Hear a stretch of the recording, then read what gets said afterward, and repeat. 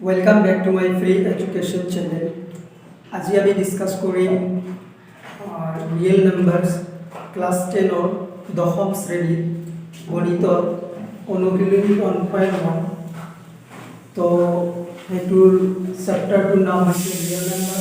অসমীয়াত কোৱা হ'ব বাস্তৱ সংখ্যা। সো অনুশীলনী 1.1 ইয়াৰে কোৱেশ্চন কেইটা ডিসকাস কৰিবলৈ হ'লে প্ৰথমতে আমাৰ জানিব লাগিব যে ইউটিউবৰ যেটা এলগৰিথম থিওৰি দি থৈ গৈছে সেইকেইটা ফাৰ্ষ্টৰ অনুশীলনীত আমাৰ ইউজ হ'ব। সো প্ৰথমতে আমি জানি লওঁ যে ইউক্লিডৰ বিভাজন প্ৰমেয়িকা কি।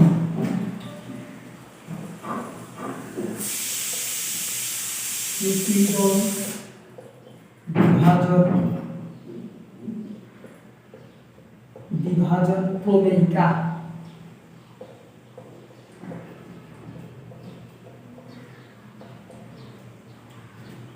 ইউক্লিডৰ বিভাজন প্ৰমেয়িকা হ'ল যে দুটা যোগাত্মক অখণ্ড সংখ্যা a আৰু b দিয়া থাকিলে দুটা যোগাত্মক অখণ্ড সংখ্যা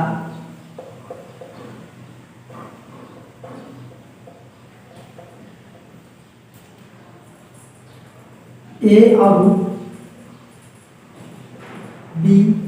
দিয়া থাকিলে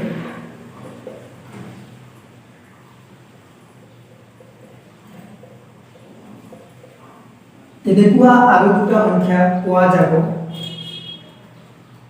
যে এই দুটা সংখ্যা দিয়া থাকিলে এনে দুটা অদ্বিতীয় সংখ্যা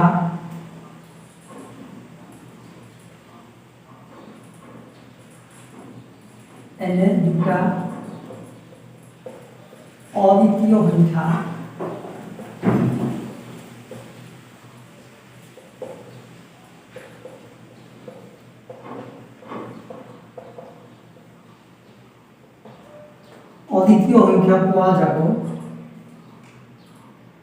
বা পোৱা যায়। সেই অদ্বিতীয় সংখ্যা দুটা কি হ'ব কিউ আৰু আৰ। অদ্বিতীয় সংখ্যা কিউ আৰু আৰ পোৱা যায়।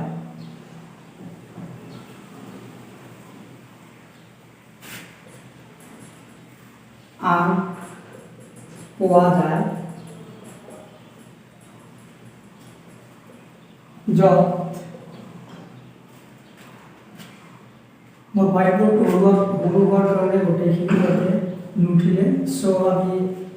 ওপৰৰ পৰা মুচি লিখি যাম। আপোনালোকে ভিডিঅ'টো পজ কৰি গোটেইখিনি নোট ডাউন কৰি লওক।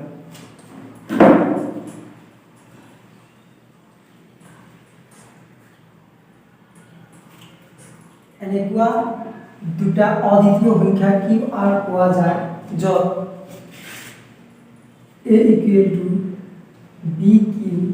plus r। এই কিউ আৰু আৰ দুটা অদ্বিতীয় সংখ্যা পোৱা গৈছে। সেই দুটা আমাৰ কি হৈ যাব যে এনেকুৱা ধৰণৰ এটা আমাৰ গঠন হ'ব। এইটো হ'ল ইউক্লিডৰ বিভাজন প্ৰমেয়িকা। আৰু ইয়াৰ লগতে আৰু এটা কথা থাকিব, সেইটো হ'ল যে 0 less than or equal to r, r less than b। এইটো এটা শর্ত থাকিব। এইটো শর্ততহে এইটো থিওৰেমে কাম কৰিব। এইটো হ'ল ইউক্লিডৰ বিভাজন প্ৰমেয়িকা। সো ইউক্লিডৰ বিভাজন প্ৰমেয়িকা ব্যৱহাৰ কৰি আমি কি কৰিব পাৰোঁ, আমাৰ ক্লাছ 10 কনসেপ্ট মতে যে ইউক্লিডৰ বিভাজন প্ৰমেয়িকা ব্যৱহাৰ কৰি আমি যিকোনো দুটা সংখ্যা গসাউ উলিয়াব পাৰোঁ। গসাউ মানে কি গসাউ,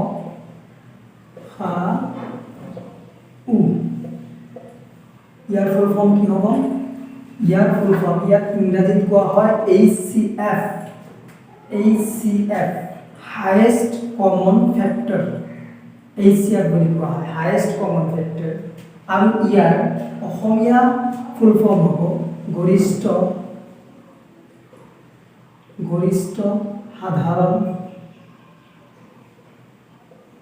সাধাৰণ উৎপাদক।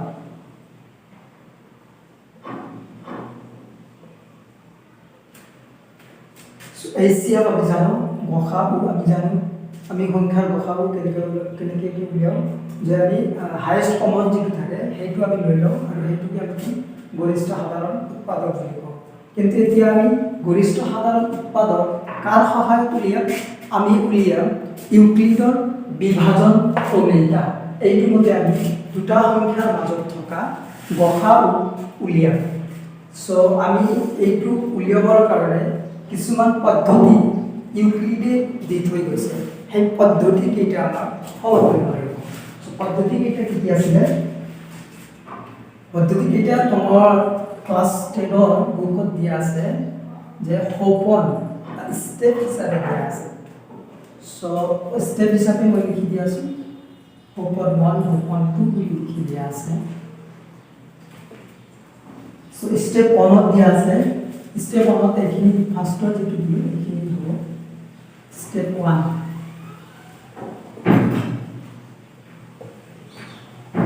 স্টেপ 1 আছে যে দুটা সংখ্যা যোগাত্মক অখণ্ড সংখ্যা a আৰু b যদি দিয়া থাকে তেনেহলে আমরা কি পাবো r এনে দুটা সংখ্যা পাও যেটো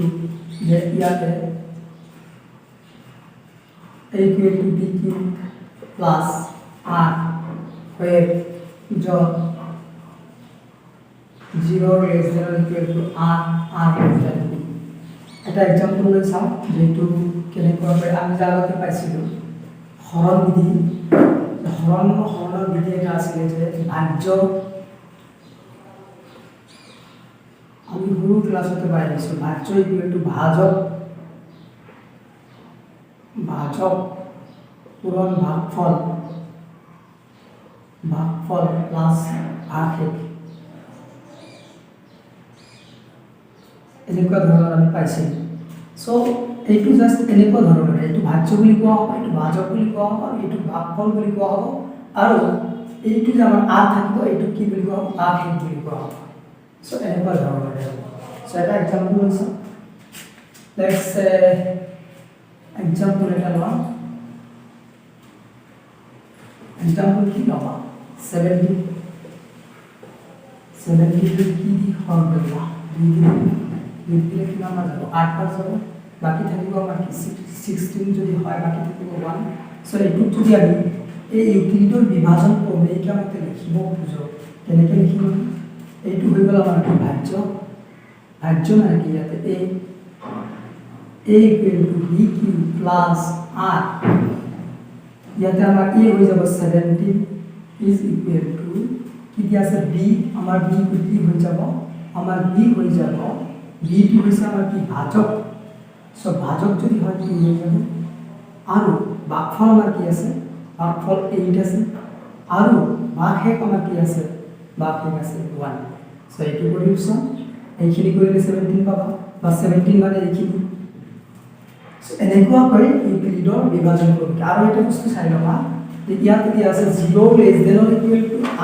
r less than b। ইয়াতে চাবা তুমি r টো 0 less than or equal to মানে 0 তকৈ ডাঙৰ হ'ব নাইবা 0 সমান হ'ব r লৈ। ইয়াতে দুটা কথা অন্তৰ্নিহিত হৈ আছে। ইয়াতে হয়তো 0 less than or equal to, এইটো চিন মানে 0 less than or equal to, হয়তো 0 r সমান হ'ব নাইবা 0 তকৈ r ডাঙৰ হ'ব। এইখিনি ইয়াতে চোৱা তুমি এইটো এপ্লাই হৈছে নে নাই ফৰ্মুলাটো তুমি চোৱা। r টো কি হৈ আছে? r ইকুৱেল টু কি হৈ আছে? 1। সো এইটো 0 less than or equal to r হৈ আছে, মানে 0 তকৈ ডাঙৰ হৈ আছে নাইবা সমান হ'ব পাৰে। সমান কেনেকৈ হ'ব? ইয়াতে যদি আমি 16 লওঁ, 16 ল'লে সমান হৈ যাব। কিয়? 2 × 8 কৰিলে 16 হৈ যাব আৰু r ভেলু 0 হৈ যাব। সো এইটো তেতিয়াহ'লে 0 হৈ যাব। সো 0 হ'ব পাৰে, 0 তকৈ ডাঙৰ হ'ব। r 1 less than equal to r less than b মানে b টো r তকৈ মানে ডাঙৰ হ'ব। r টো less than b তকৈ r সৰু হ'ব নাইবা b r তকৈ ডাঙৰ হ'ব। এতিয়া তুমি চোৱা যে b আমাৰ b কি হৈ আছে? ইয়াতে b হৈ আছে 2। সো b টো আমাৰ r তকৈ ডাঙৰ হৈছে নে নাই? হৈছে। সো এইটো আমাৰ ইউক্লিডৰ বিভাজন প্ৰমেয়িকা মতে এনেকুৱা ধৰণৰ আৰ্হি থাকিলে তাক আমি ইউক্লিডৰ বিভাজন কৰিব পাৰোঁ।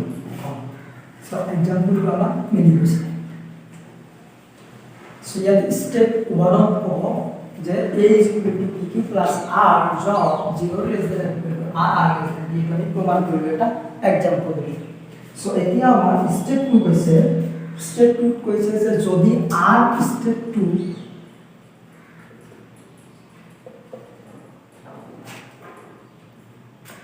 স্টেপ 2 কৈছে যদি r equal to 0 হৈ যায়, যদি আমি দুটা সংখ্যা লওঁ সেই দুটা সংখ্যাৰ মাজত আমি এনেকুৱা ধৰণৰ এটা প্যাটাৰ্ন বনাই সেইটো আমি সমাধান কৰিবলৈ চেষ্টা কৰিম। তাতে আমি r ৰ ভ্যালু 0 পাই গ'ল। যদি r ৰ ভ্যালু আমি 0 পাই যাওঁ তেতিয়া আমাৰ তেন্তে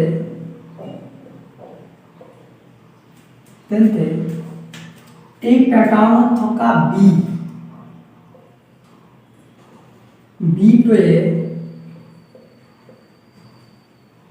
b-টোৱে হৈ যাব আমাৰ কি b-টোৱে হৈ যাব আমাৰ গসাউ বা b তেন্তে গসাউ হ'ব তেন্তে হ'ব b এইটো কথা কৈছে। স্টেপটো কি কৈছে যদি r is equal to 0 হৈ যায় তেন্তে আমাৰ কি হৈ যাব গসাউ কি হৈ যাব b হৈ যাব। তেতিয়া যদি আমাৰ r is equal to আমি 0 পোৱা নাই তেতিয়া হলে কি কৰিম, তেতিয়া হলে আমাৰ স্টেপ 3 আহিব। স্টেপ 3 আহিব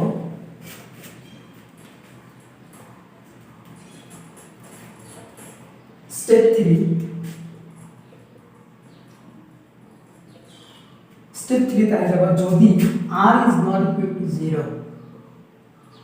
তেনেহলে কি কৰিব লাগিব, তেনেহলে আমাৰ ইউক্লিডৰ কলন বিধিটো বা বিভাজন প্ৰৱণিকাটো কি কৰিব লাগিব যে নেক্সট লৈ আগবঢ়াই লৈ যাব লাগিব। আকৌ তাৰ মাজত দুটা সংখ্যাৰ মাজত আকৌ কি কৰিব লাগিব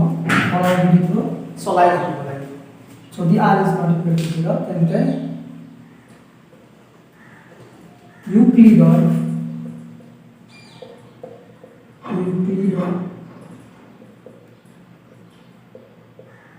বিভাজন ভালকে ইউক্লিডৰ বিভাজন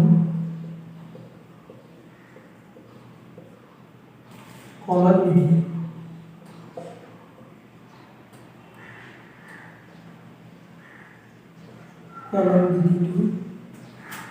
বিধি চলাই যাব লাগিব।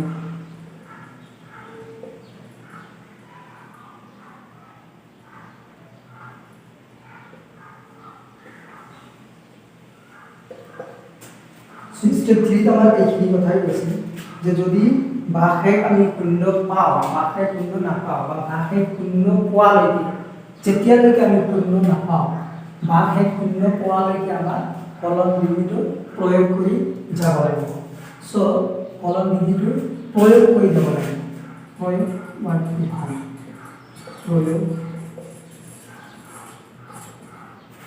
কৰি কলন বিধিটো প্ৰয়োগ কৰি যাব লাগিব। এতিয়া আমি এইখিনি কথা স্টেপ 3 লিখিছে। আৰু যদি আমি কওঁ যে a is equal to pq plus r যত 0 less than or equal to r less than b তেনেহলে আমাৰ কি হৈ যাব জানা যে a আৰু b এই দুটা সংখ্যা a আৰু b ভালকে চাবা দেই, এই দুটা সংখ্যা গসাগু সদায় b হ'ব। এই দুটা সংখ্যাৰ গসাগু সদায় b হ'ব।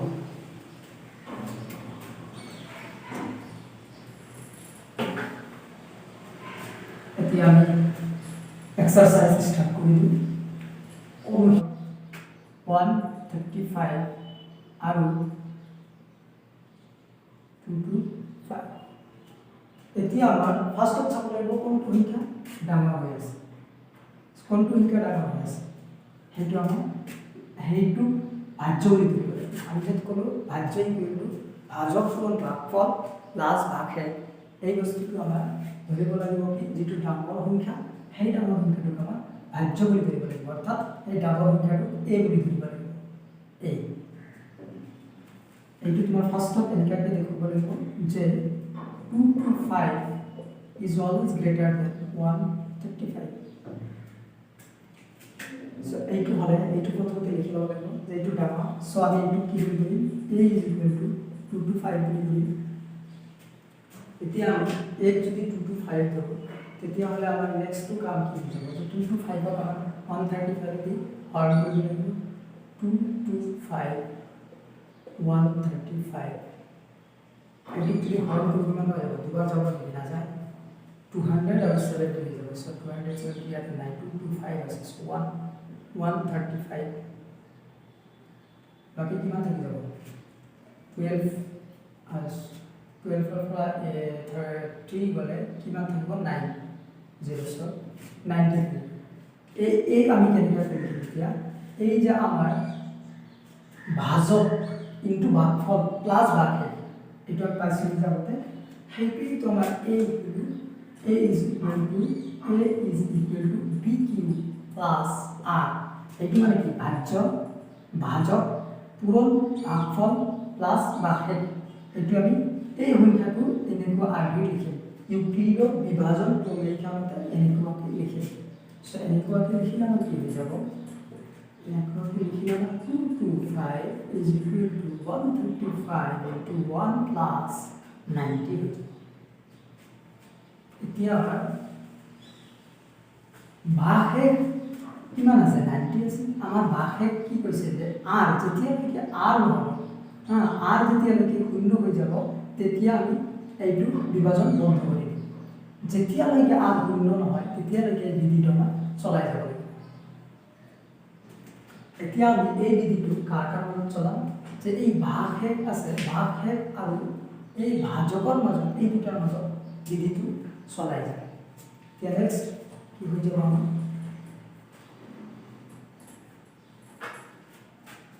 135 is equal to 90 divided করলে কিমান হ'ব 135 is equal to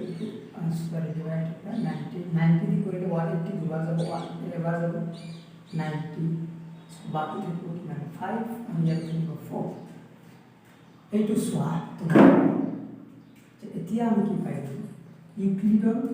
বিভাজন প্ৰমেয়ৰ মতে আগতে লিখি লবা যে যত r is equal to not 0 r is not equal to 0 so আমি আকৌ এনেকৈ লিখিবা আকৌ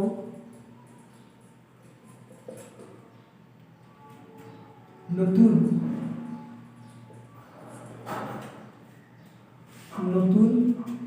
ভাজক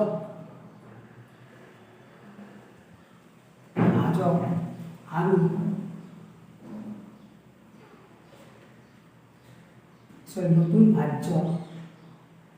নতুন ভাজ্য আমাৰ কি হৈ যাব 135 নতুন ভাজ্য আৰু আমাৰ কি হৈ যাব এতিয়া 90 ভাজকৰ মাজত ইউক্লিডৰ বিভাজন প্ৰমেয়িকা প্ৰয়োগ কৰি পাওঁ এইখিনি লিখি ল'বা ইউক্লিডৰ বিভাজন প্ৰমেয়িকা প্ৰয়োগ কৰি পাওঁ এনেকৈ লিখি ল'বা ইয়াৰ নতুন ভাজ্য আৰু ভাজকৰ মাজত ইউক্লিডৰ বিভাজন প্ৰমেয়িকা প্ৰয়োগ কৰি পাওঁ কি পাওঁ এতিয়া 90 into 1 plus 45 আকৌ তো আমাৰ r মান 0 আনে r 0 মান কি আছে 45 r equal to 45 হৈ আছে so r is not equal to 0 তেতিয়াহ'লে আকৌ লিখিব লাগিব যে আকৌ নতুন ভাজ্য আৰু ভাজকৰ মাজত ইউক্লিডৰ বিভাজন প্ৰমেয়িকা প্ৰয়োগ কৰি পাওঁ কি পাওঁ এতিয়া হৈ যাব আমাৰ ভাজ্য 90 আৰু ভাজক হৈ যাব 45 into 2 plus 0 to samay to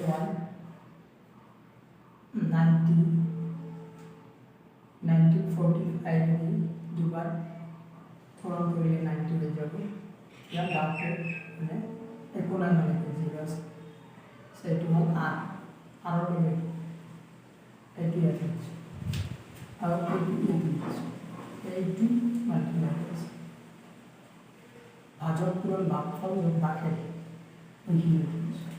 এতিয়া আমাৰ এতিয়া লিখিবা যে যিহেতু r is equal to 0 এতেকে আমার উলিয়াবলগীয়া গসাউটো হল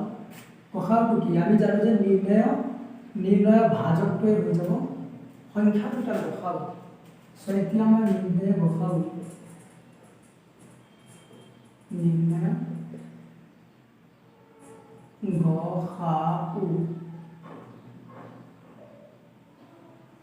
ইকুয়াল টু কিমান 45 এইটো আমার आंसर क्या नेक्स्ट क्वेश्चन में जाओ 196 और 323822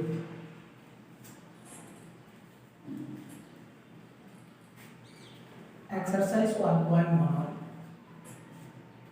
एकर 2 नंबर सेवा ইয়াতে দিয়া আছে কি 196 আৰু 38 মানে সিলেক্ট 220 হয় 220 ইয়াৰে মাজত আমাৰ কি উলিয়াব লাগে এই দুটা সংখ্যাৰ মাজত গসাউ উলিয়াব লাগে গসাউ এতিয়া আমি দুটা বিভাজন প্ৰমাণ প্ৰয়োগ কৰোঁ দুটা বিভাজন প্ৰমাণ প্ৰয়োগ কৰি কি হয় 38 এইটো প্ৰথমতে এনেকৈ লিখি ল'বা 38220 is greater than 196 সো আমি কি কৰিব লাগিব এতিয়া আমাৰ ভাজ্য বুলি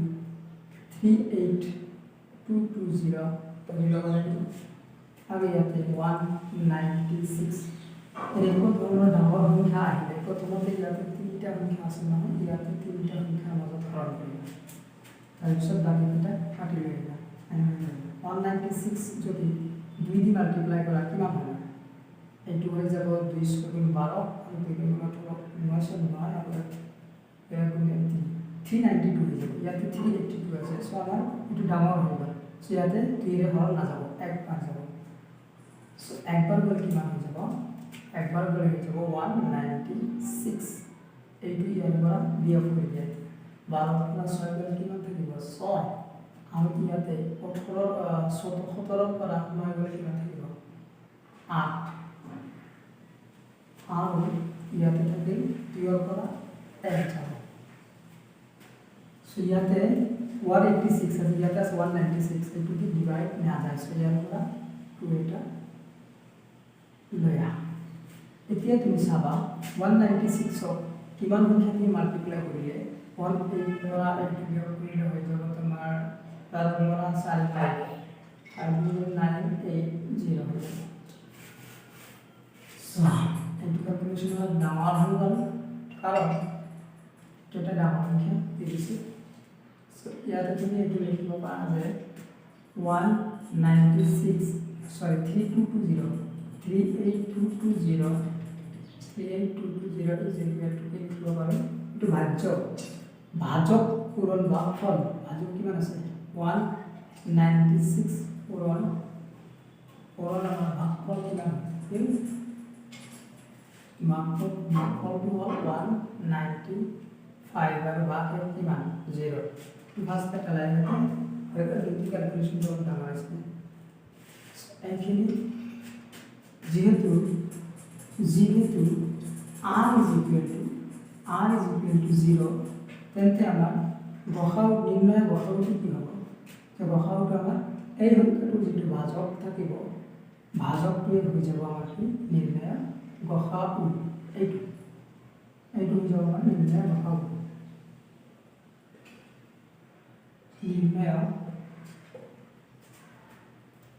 নির্ণয় গসাউ to on 196 ये हमारा next question sir next question है 867 2255 867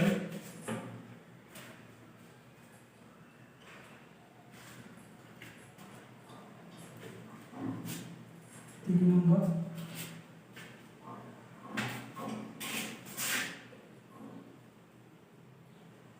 8 6 7 আৰু 2 5 5 5 আছে সো এনেকুৱা ধৰণৰ হ'লে প্ৰথমতে এনেকুৱা লিখিব লাগিব 867 is greater than 255 ইয়াৰে পৰা 867 আৰু 255 দি 255 দি কাউণ্ট কৰিবা চাৰিবাৰ দিলে 2 চাৰিবাৰ দিলে 8 হৈ যাব কিন্তু 55 থকাৰ কাৰণে এইটো ডাঙৰ সংখ্যা হৈছে ইয়াতে ডাঙৰ হ'ব সো তিনিবাৰ তিনিবাৰ দি 3 5 গুণ 15 5 3 5 গুণ 15 আৰু একে 15 6 প্ৰত্যেকে 1 3 2 গুণ 6 আৰু হাতৰ আগত 1 আছে 6 আৰু এটি হাত এইখিনি পৰা এইখিনি যোগ কৰা কিমান হৈ যাব হাতৰ পৰা 5 গলে 2 0 আৰু ইয়াতে 1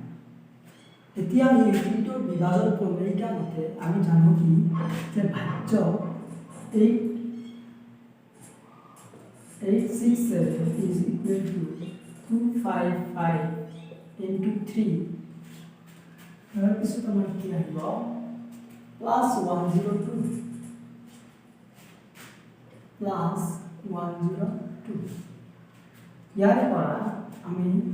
যেহেতু r is not equal to এইটো হল a এইটো হল b এইটো হল q আৰু এইটো হল r r is not equal to 0 r is not equal to 0 এতিয়া আকৌ ইউক্লিডৰ বিভাজন প্ৰমেয়টা প্ৰয়োগ কৰি পাওঁ আকৌ নতুন ভাজ্য আৰু ভাজক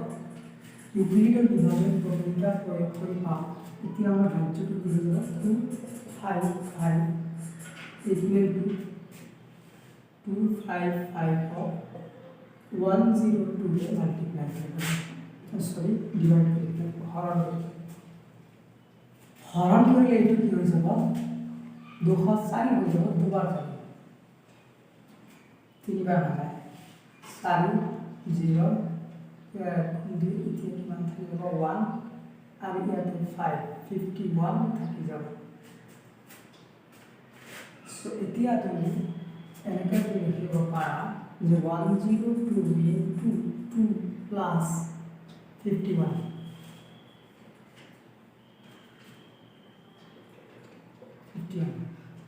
ইয়াতে r is not equal to 0 r is not equal to 0 যদি যে আকৌ আমি নতুন ভাজ্য আৰু ভাজকৰ তিনিটা বিভাজন কৰি পাওঁ তেতিয়া আমাৰ হৈ গ'ল 102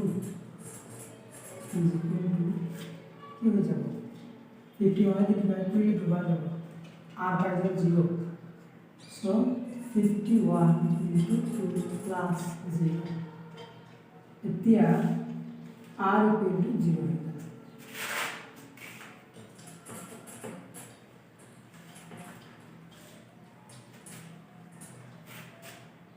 এতিয়া আমাৰ r equal to 0 তে ইয়াতে 0 পালো so 0 to r is equal to 0 এটিকে নিয়ে বসাবো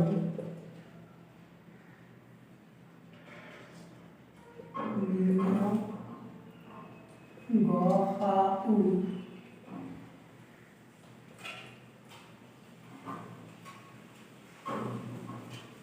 equal to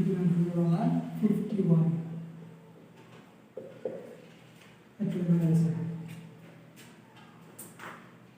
এতিয়া আমরা 2 নম্বর কোশ্চেনটি চাও 2 নম্বর এক্সারসাইজ 1.1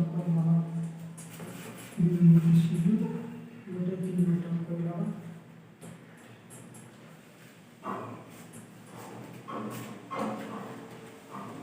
2 নম্বর কোশ্চেনটি কি আছে দেখো যে কোনো যোগাত্মক অযুগ্ম অখণ্ড সংখ্যায় 6p + 1 বা 6p + 3 বা 6p + 5 আদি যতই কোনো অখণ্ড সংখ্যা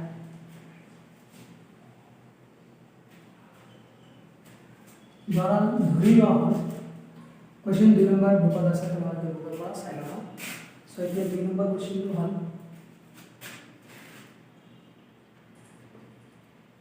2 নম্বর কোশ্চেনের आंसर তো প্রথমতে ধরি লও ধরা হল এ কোনো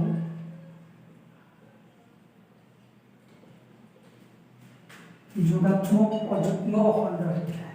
a is equal to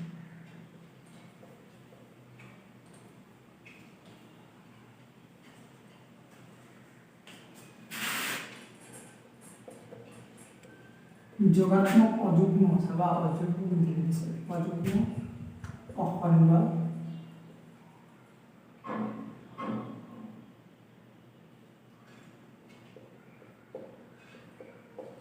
সংখ্যা এটা আমি ধরে নেব আর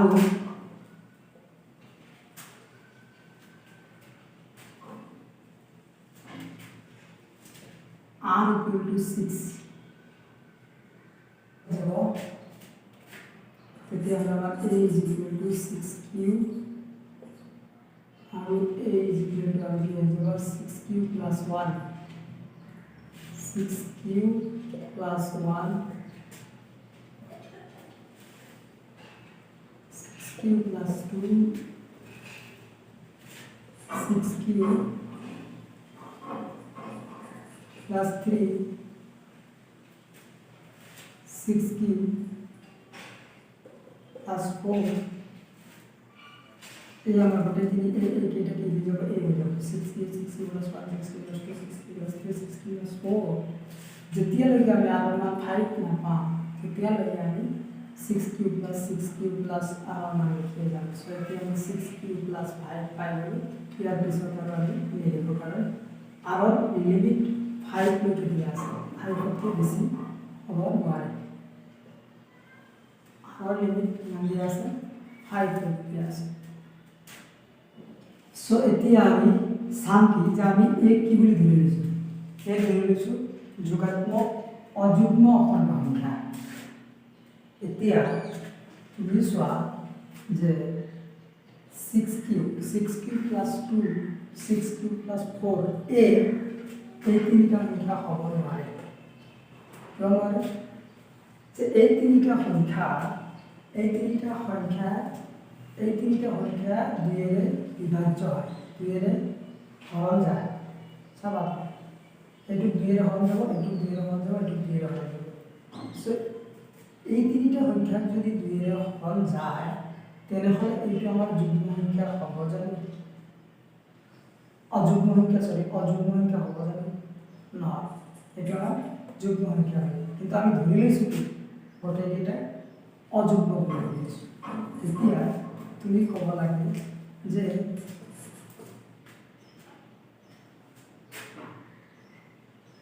যদি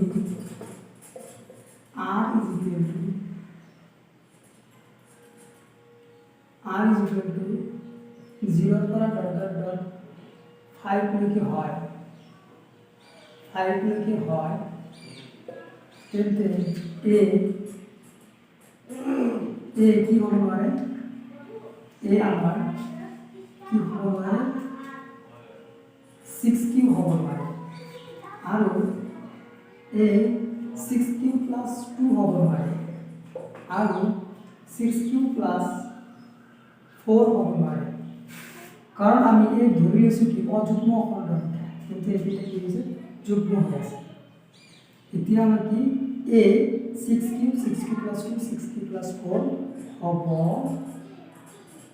নোৱাৰে এতিয়া এই তিনিটা সংখ্যা যদি হ'ব নোৱাৰে আগত আমাৰ কেইটা সংখ্যা আছিলে 6 কিউ প্লাস 1 6 কিউ প্লাস 3 আৰু 6 কিউ প্লাস 5 ছয়টা সংখ্যাৰ ভিতৰত আমাৰ তিনিটা সংখ্যাই কি হ'ব নোৱাৰে তিনিটা সংখ্যা আমাৰ অযুগ্ম অখণ্ড সংখ্যা হ'ব নোৱাৰে তেনেহ'লে বাকী তিনিটা আমাৰ কি অযুগ্ম অখণ্ড সংখ্যা হ'ব পাৰে এতিয়া আমি লিখিলোঁ যে এতিয়া ভিডিঅ' পজ কৰি নোটডাউন কৰি ল'ব আগতে সো এতিয়া আমি a is equal to 6 cube plus 1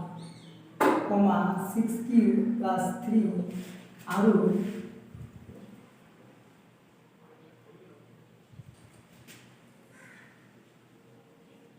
আৰু 6 cube plus 5 হে হ'ব কাৰণ আমি অযুগ্ম অখণ্ড সংখ্যা বুলি ধৰি লৈছোঁ সো এতিয়া সকলো অযুগ্ম অখণ্ড সংখ্যা প্ৰমাণ কৰিলোঁ এতিয়া আমি ক'ব পাৰোঁ যে এই তিনিটা সংখ্যাই কি হ'ব অযুগ্ম অখণ্ড সংখ্যা বা যিকোনো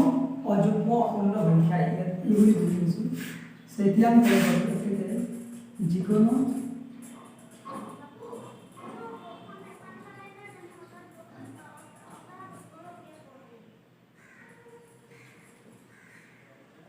যিকোনো অযুগ্ম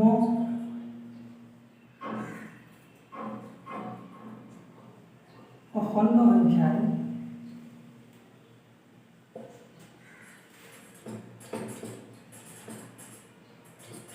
সংখ্যাই কেনেকুৱা আহি 6k + 1 6k + 1 6k + 3 আৰু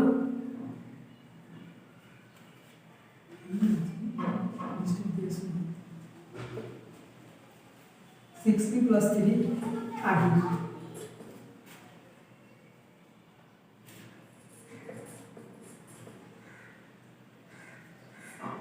6k + 5 আহি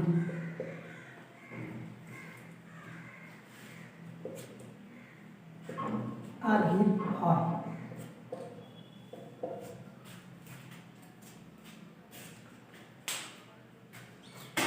আজি আমাৰ পেনৰ প্ৰব্লেম হোৱাৰ কাৰণে ভিডিঅ'টো এইখিনিতে সমাপ্ত কৰি ভিডিঅ'টো গোটেইখিনি কৰি দিয়া হ'ব চ' এইখিনি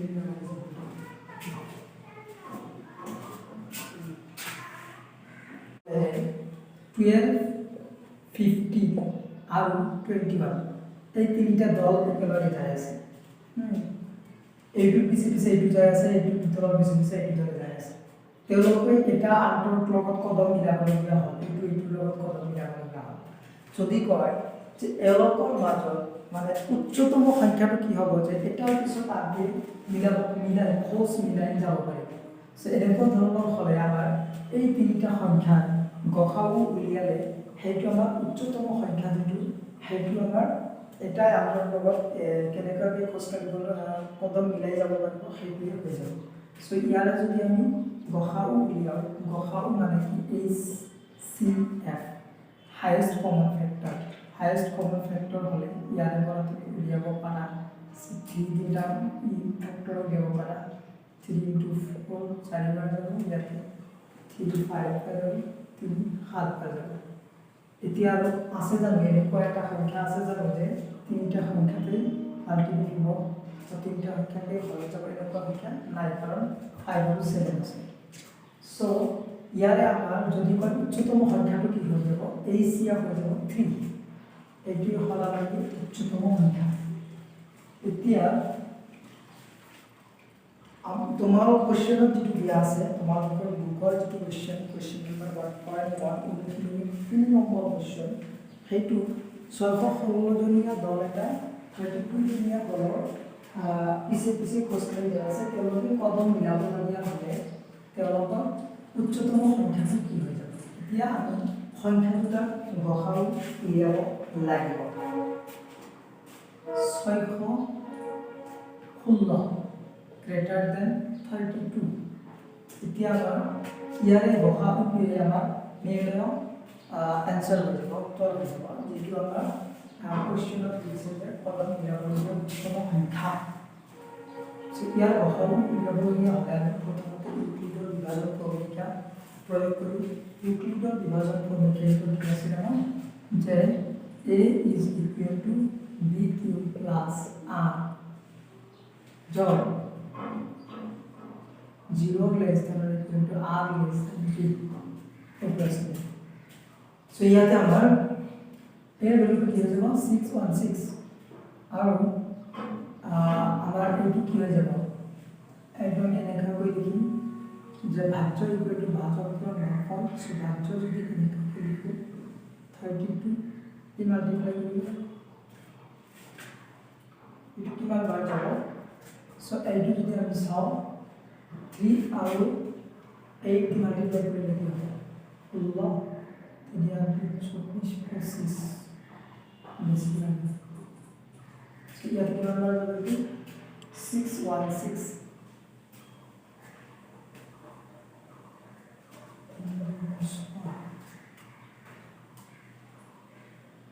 20 দিয়ে মাল্টিপ্লাই করলে কিমান আহি যাব না 20 দিয়ে মাল্টিপ্লাই করলে 0 এটা আহি যাব 4 আর 6 6 4 কি হবে বেশি হয়ে যাচ্ছে 19 দিয়ে মাল্টিপ্লাই করলে 32 into 19 করলে আমরা কি হয়ে যাব ভ্যালু নাম্বার 19 আর যদি করব আমরা কি হয়ে যায় 608 ভাজন ক্রমিকের মধ্যে লিখি যাতে আমি জানবো ভাজ্য ভাজ্য মানে 616 মানে a is equal to b আমার কি দিয়ে আছে ভাজক b মানে হচ্ছে ভাজক ভাজক মানে কি আছে 32 into ভাজক যদি আমার 32 দিয়ে আছে তাহলে আমার ভাগফল কি হয়ে যাবে ভাগফল 19 হয়ে যাবে 19 তার বিস্তার আমরা হয়ে যাব +8 এতিয়া চোৱা আমি ইউক্লিডৰ বিভাজন প্ৰমেয়টা প্ৰয়োগ কৰি আমি এইটো লাইন পাম এতিয়া আমাৰ প্ৰয়োগ কি r is not equal to 0 so r পূৰ্ণ নোপোৱালৈকে আমাৰ ইউক্লিডৰ বিভাজন প্ৰমেয়টা প্ৰয়োগ কৰি যাব লাগিব প্ৰয়োগ কৰি গলে আমি এতিয়া কাৰ মাজত প্ৰয়োগ কৰি ইউক্লিডৰ বিভাজন প্ৰমেয়টা যে 32 আৰু 8 ইউক্লিডৰ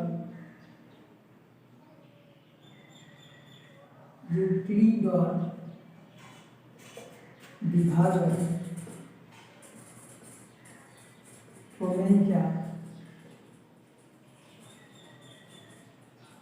প্ৰয়োগ কৰি পাম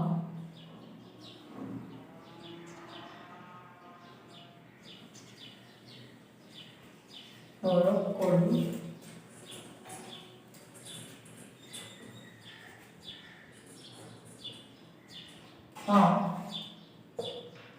এতিয়া প্ৰয়োগ কৰি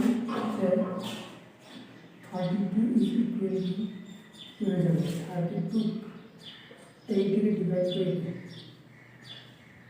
8 4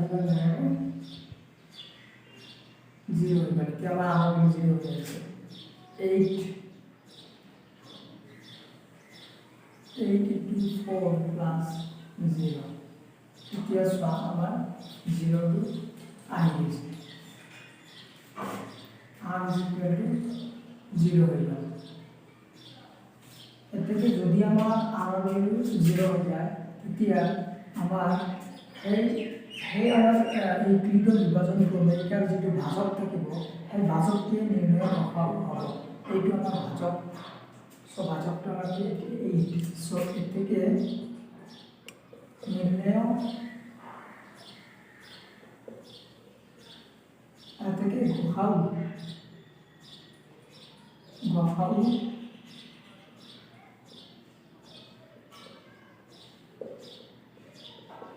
equal to 8 so গসাউ যদি 8 হয়ে যায় ইয়াত কিছু কদম মিলাবলগীয়া হলে উচ্চতম সংখ্যা কি হবে এতে কি নির্ণয় স্তম্ভৰ উচ্চতম সংখ্যা এটা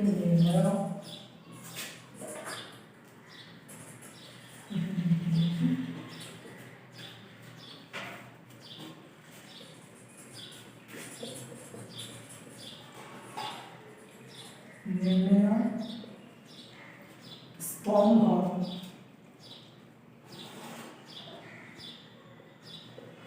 উচ্চতম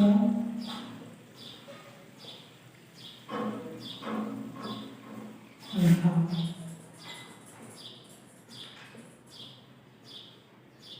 হল 8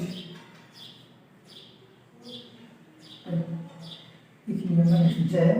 ইউক্লিডৰ বিভাজন প্ৰমেয়টা ব্যৱহাৰ কৰি দেখুওৱা যে যিকোনো যোগাত্মক সংখ্যাৰ বৰ্গই কি হয় যিকোনো যোগাত্মক সংখ্যাৰ বৰ্গই হয় 3n নাইবা 3n + 1 আদি নাইবা য'ত n এটা কোনোবা অখণ্ড সংখ্যা 3n নাইবা 3n + 1 আদি এইটো আমাক দেখুৱাব লাগে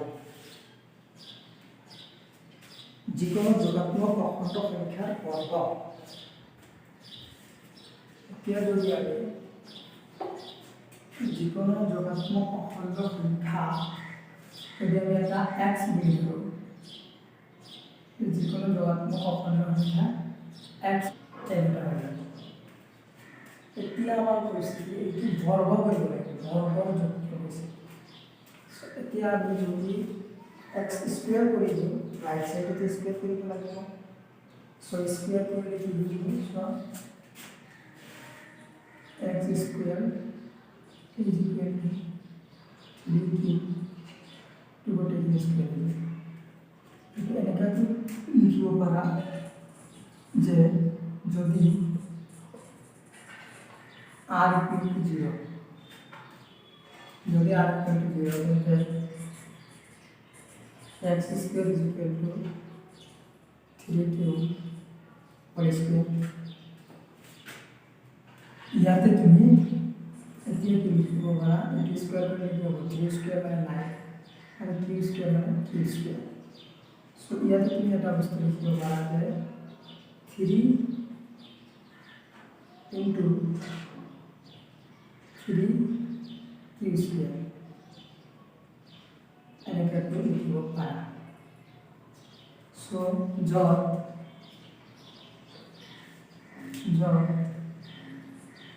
3 q square is equal to n is equal to 3 q square.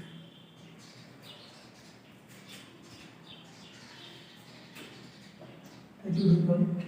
So n equal to 3 q square হৈ যায়, তেতিয়াহ'লে আমি ইয়াৰ পৰা কি পাম? 1 নম্বৰ এতিয়া সো এইটো আমি ইয়াৰ পৰা পাম, ইয়াৰ পৰা পাম। ইয়াতে যদি কামৰ এইটো যিটো এটা অখণ্ড সংখ্যা, যিটো অখণ্ড সংখ্যা, এইটো এটা অখণ্ড সংখ্যা। সো m যদি অখণ্ড সংখ্যা হৈ যায় তেতিয়াহ'লে আমি ইয়াৰ জায়গাত আমাৰ লিখি দিওঁ কি হৈ যাব? 5 যিটো আমাৰ ফাৰ্ষ্টত প্ৰয়োগ কৰিবলগীয়া আছিল যে ধনাত্মক অখণ্ড সংখ্যাৰ বৰ্গই 3r3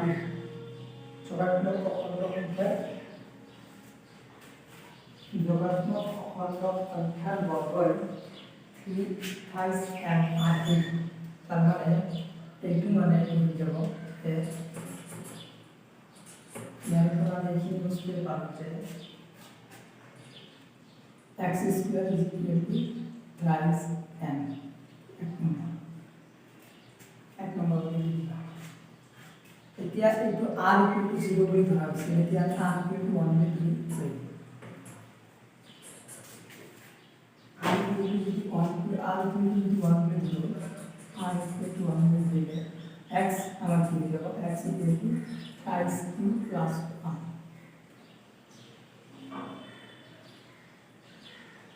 এইটো আমি কি ইউটিলিটি বিভাজন কৰিব পাওঁ, য'ত এইটো x টো ভাজ্য, এইটো ভাজক পূৰণ ভাগফল যোগ ভাগফল। আৰু এতিয়া বেছি ইয়াৰ বৰ্গ যদি বৰ্গ কৰোঁ, x ৰ বৰ্গ কৰিব লাগিব, এইফালেও বৰ্গ কৰিব, এইফালে বৰ্গ কৰিব লাগিব। তেনেহ'লে x স্কুৱেৰ বিয়োগটো কি হৈ যাব? x স্কুৱেৰ ইজ ইকুৱেল এইটো a প্লাছ b হোল স্কুৱেৰত প্ৰয়োগ কৰিছে। So a plus b whole square কেনেকৈ লিখিবা? a প্লাছ b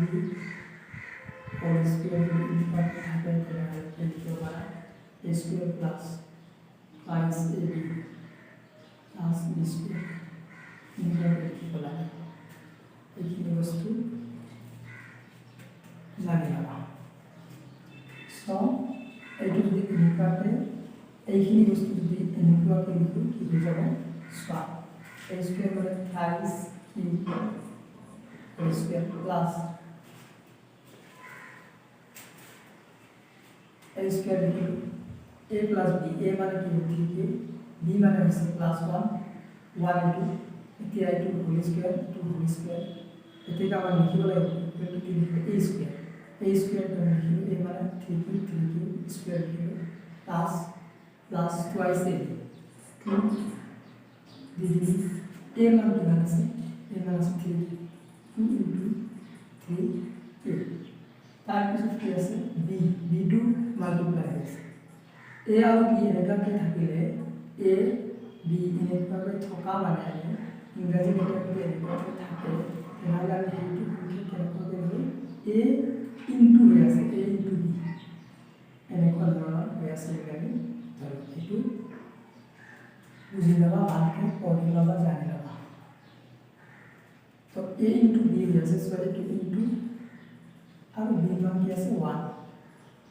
তাৰপিছত কি আছে plus plus b square b মানে কি আমার 1 স্কোয়ার then formula কি লিখলো then rotation calculation করলে কি হয়ে যাবে x square equal to 9 e square মানে a স্কয়ার টু 3 এর উপর দাঁড়ালে q এর উপর দাঁড়ালে সো 3 স্কয়ার মানে 9 আর e স্কয়ার মানে 3 প্লাস q এর উপর স্কয়ার মানে q স্কয়ার আর 2 into 3 করিলে আর 1 into 1 multiply হয়ে আছে 6 কি হয়ে যাব প্লাস 1 স্কয়ার মানে 1 আমাদের যেখানে পাওয়ার একটা পাচ্ছি এটা হয় পাওয়ার সো ইয়ারে পর আমি কি কমন লব দিয়েছি এই দুটার পর আমরা কমন আসবে 3 এটা কমন আসবে এই দুটার পর সো 3 এটা কমন আসবে এটা কমন হয়ে যাবে plus q square plus twice q এটা ডিফারেন্ট করে রাখো ইকুয়েশন প্লাস ইয়াটা আছে কি 1 সো এতিয়া আমি লিখিব পাৰো এইখিনি মান m বুলি লিখিব পাৰো যেটো এটা অখণ্ড সংখ্যা এইটো এটা অখণ্ড সংখ্যা যত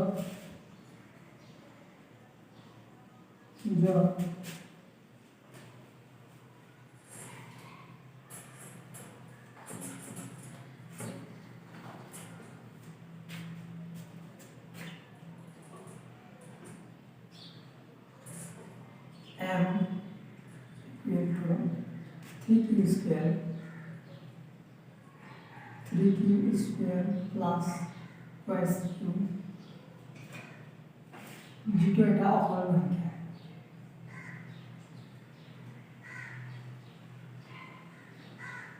যেটো এটা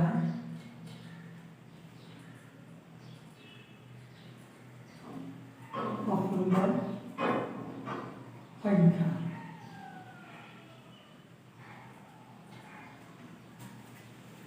এটাকে আমি এই m বলে দিই m মানে 5q square plus twice q এইখিনি জায়গাত আমি m করব কি পাও এইখিনি জায়গাত আমি 3m plus 1 এইটা কি পাবো x স্কয়ার ইকুয়াল টু এইটো বাই এইটো 2 নম্বর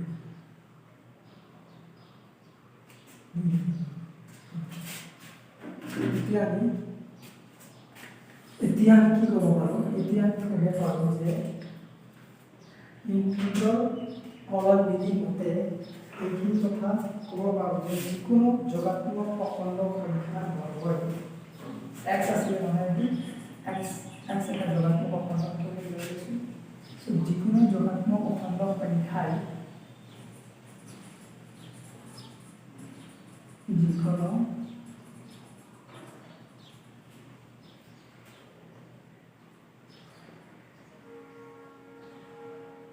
যোগাত্মক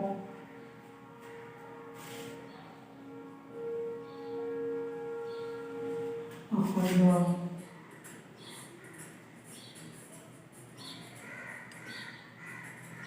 সংখ্যার বর্গ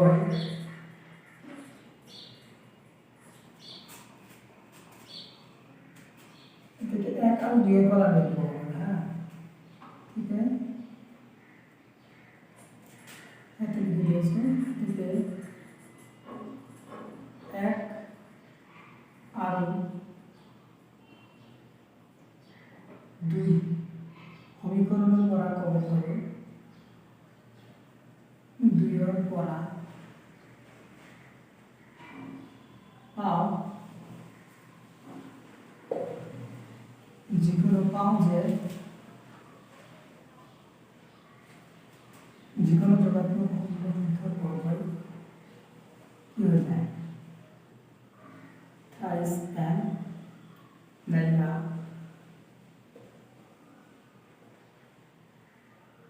নাইবা থ্রাইস m প্লাস 1 আর h এটি আমাদের বলে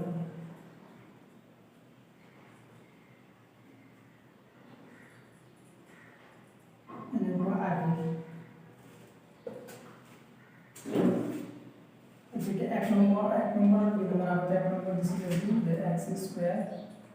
is equal to thrice m এটি এক নম্বর আছে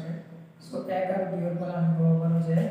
আমি পাওয়া যায় যে যোগাত্মক অখণ্ড সংখ্যা বর্গের thrice m নাইবা thrice m plus 1 এখানে আমার পরিমাণের আছে নেক্সট কোশ্চেন ইন্টিগ্রাল বিভাজক প্রমেয়টা ব্যবহার করে দেখবা যে কোনো যোগাত্মক অখণ্ড সংখ্যার ঘনফল 9m 9m plus 1 নাইবা 9m plus 8 আর কি যে ইন্টিগ্রাল বিভাজক প্রমেয় ব্যবহার করে ঘনফলকে দেখবা লাগে 9m 9m plus 1 9m plus 8 এইটা কি ঘনফলৰ আৰ্হিটো এনেকুৱা যিকোনো আগৰ নিচিনাকৈ ধৰি লওক আগৰ নিচিনাকৈ যদি আমি ধৰক যে এটা যোগাত্মক অখণ্ড সংখ্যা তুমি কি বুলি দিবা x বুলি ধৰিলা x ইকুৱেল টু কি হৈ যাব যে 3q এইটো বুলি ধৰিব পাৰা আৰু ইয়াত কি ধৰিবা যে r ইকুৱেল টু 0 পৰা স্টাৰ্ট কৰিবা 0 1 আৰু 2 এইটো ধৰিবা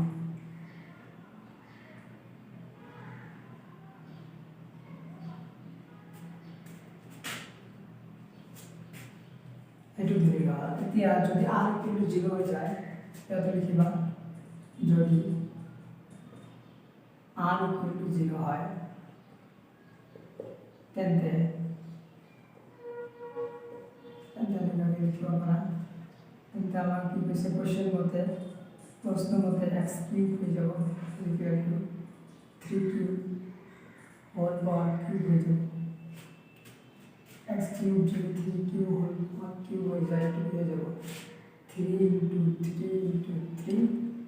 তাৰপিছত into cube into cube 3টা কিউব তাৰ মানে এইটো কি হ'ব 339 আৰু 327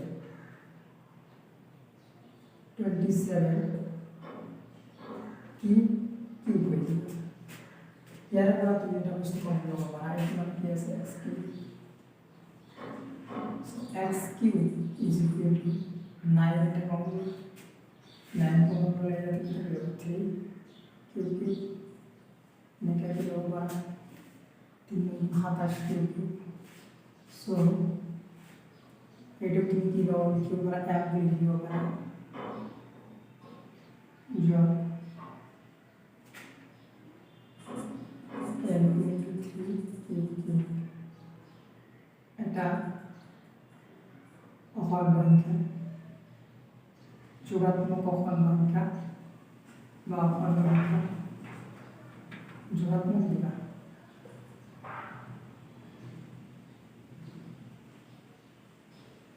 যোগাত্মক বা ধনাত্মক অখণ্ড সংখ্যা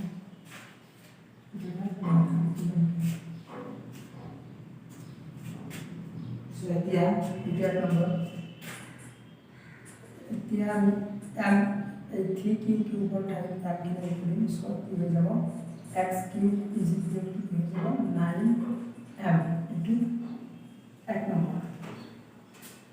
ইয়াৰ দুই নম্বৰটো r ইকুৱেল টু 0 ধৰিছিলে যে r ইকুৱেল টু 1 ধৰি কৰি চাওঁ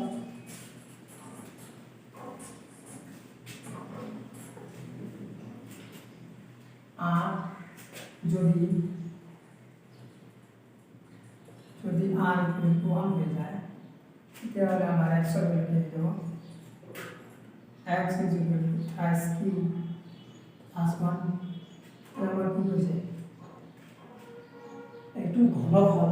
মানে কি কিউব করব লাগিব এইটো x কিউব 3 কিউব plus 1 এই গোটেইখিনি কিউব হয়ে যাব फिर हमारे a plus b whole cube का फॉर्मूला करेंगे a plus b whole cube का फॉर्मूला कैसे है a plus b whole cube का फॉर्मूला कैसे है a plus b whole cube जो था कि ये जो a cube plus b cube plus thrice a square b plus thrice a b square thrice a b square into कौन है यहाँ पे जो लिखी दो x cube b square a cube माने कि thrice b cube plus b cube माने हमारा 1 cube plus thrice a square b 3 a square माने 3 क्यूब a स्क्वायर b माने 1 प्लस थ्राइस a माने কি আছে 3 क्यूब b स्क्वायर माने কি আছে b माने আছে 1 so 1 स्क्वायर b स्क्वायर এটু সরা thrice a square b thrice a square b thrice a b square plus thrice a b square এটু a এটু b so এখানে যদি আমি করে রাখি এটু হয়ে যাবে 27 q plus 1 plus এটু কি হয়ে যাবে 9q square 9q square হলে কি 27 q square plus এটু কি হবে 9 কি হবে q এটু আমি হজাই লিখো এইটু যদি আমার এটা নিউমেরিক্যাল নাম্বার প্লাস 1 আছে এইটু রাইট সাইডে লিখো আর জিরো কলাম q এর লগত মাল্টিপ্লাই হইছে কি আছে এটা একটু লিখো সেটা হলো x cube so 27 q plus 27 q square plus 9 plus 1 so এটু হয়ে গেল এর পর আমি এটা কি 9 করব 9 এটা কোন 9 দিয়ে কি হলো 3 q plus 3 q square plus 3 q plus 1 job actually video আমি 10 মিনিট পর actually আমরা এখানে একটা অপশন আছে job 10 minute 3 q plus 3 q square plus 3 that's why we have to work to 9 minus 1 and 9 to the 1 2 so we have to 2 এরপর 9 to 1 আছে so কি দিলাম 3q cube plus 3q square তার পিছনে তুমি যাবে আমাকে q plus q এটা হলো আমার m তাহলে আমি x কিউব এর জায়গায় কি লিখব বলো যে 9m plus 1 এটু 2 নম্বর লিখলাম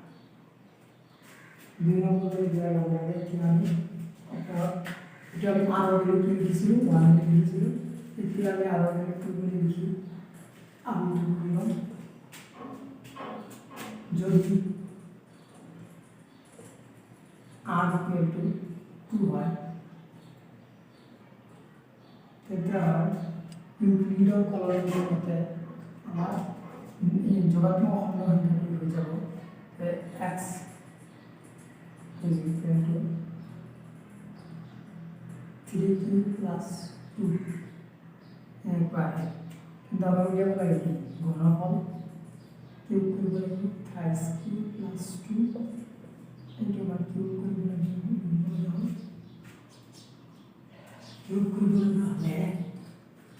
এইটো আমি এইটো ফর্মুলা আছে না এইটো ফর্মুলা আমরা করে লিখছি 27 q plus thrice a square b a cube plus b cube আমি কি 2 cube হয়ে যাবে a cube plus b cube plus thrice a square 3 a square মানে thrice cube এখানে স্কয়ার into হয়ে গেল thrice a square b মানে 2 আছে 2 plus thrice ab square thrice মানে কি ab a hall 3 cube b square মানে 2 square a cube plus b cube plus thrice a square b plus thrice a b square এখানে আমরা করব কি so here আমরা এটা মানে নিউমেরিক্যাল ভ্যালু রাইট সাইডে দেখি ইকুইটি টাইপের ভ্যালু so here আমরা 27 k3 plus it will be 9 into 27 will be 27 q square 27 আর লগত আর একটা সংখ্যা থাকিব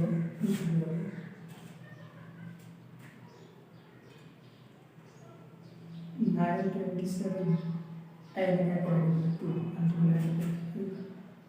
so here we have plus jadi kita dulu so 9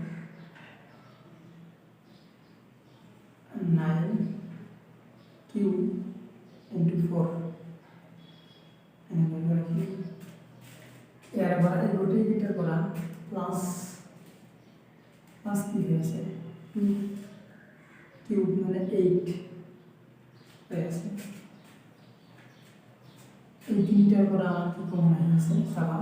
তিনটার পর কমন হয়েছে আমার 9 এতে হয়ে গেল 3 কিউব প্লাস এরপর 9 করে 3 3 6 q square plus এরপর 9 করে 4 cube 4 cube and এইখানে এটা হবে প্লাস ইনপুটের ভ্যালু যেটা আছে যার লগত আমার কিউ নাই এটা বেলেগ কি ইয়াতে আমার এইখানে মান m এটা অখণ্ড সংখ্যা ইয়াতে আমি লিখি যে যত and 23 cube plus 6 cube square plus 4 cube এখানে এটা অখণ্ড সংখ্যা এটা অখণ্ড সংখ্যা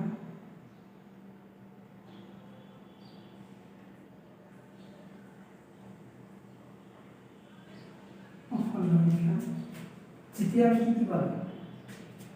এই এমন ভ্যালু এই ইয়ার জায়গা যদি আমি এমন মান দেবো এটা মোবাইল দিলে আমার কি হয়ে যাবে 9 and plus 8 হয়ে যাবে স্টার্ট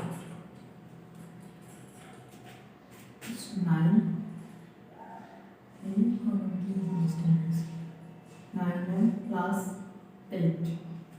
এটা আমার 3 নম্বর এক নম্বর তো আমার কি আছে এক নম্বরত আছে আমার 9m এটা আছে আমার এক নম্বর দুই নম্বরত আমার কি আছে 9m এই গোটাই কিন্তু x কিনতে কোনো যোগাত্মক অখণ্ড সংখ্যার ঘনফল এনেকুৱা ধৰণৰ এটা আছে 2 নম্বৰ সো এতিয়া আমি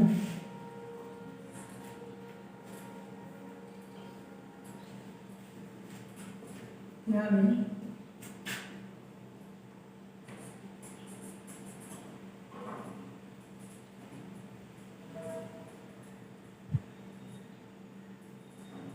সমীকরণ 1, 2, 3 and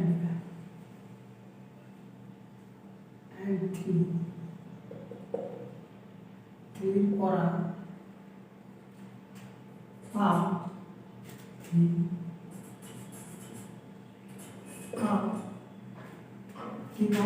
যে কোনো যোগাত্মক অখণ্ড সংখ্যার ঘনফলকে আমাৰ এনেকুৱা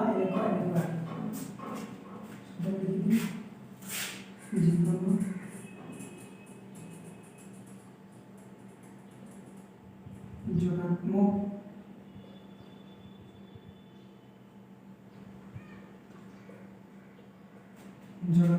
অখণ্ড সংখ্যাৰ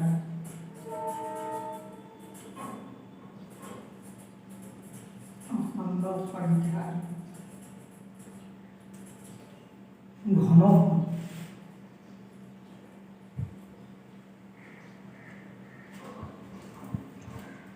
ঘনফলটো ইয়াত কি যাব যিহেতু যোগাত্মক অখণ্ড সংখ্যাৰ ঘনফল 9m 9m plus 1 আৰু 9m plus 8 আহে